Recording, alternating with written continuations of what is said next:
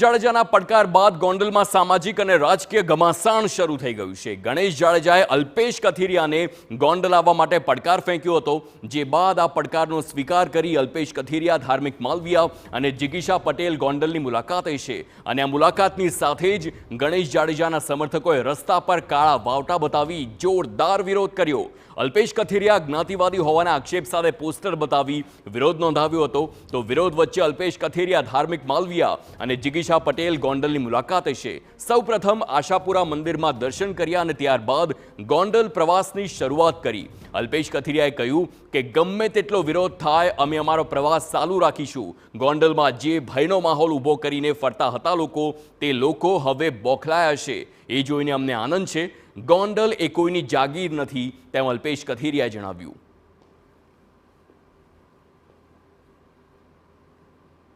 બોખલાહટ છે, જે ભયનો માહોલ જે લઈને પબ્લિક બેઠી છે, આજે એના અંદર ભયનો માહોલ જોઈ અને અમને ખૂબ ખુશી છે।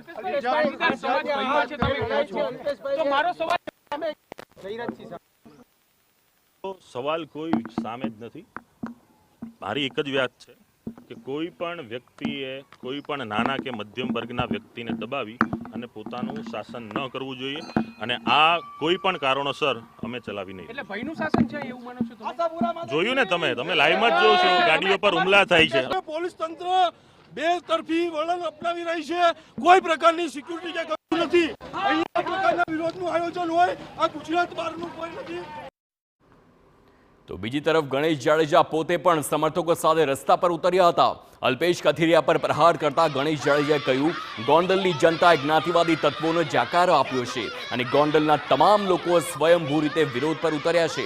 આ ગોંડલની જનતાનો મારા પ્રત્યેનો પ્રેમ છે।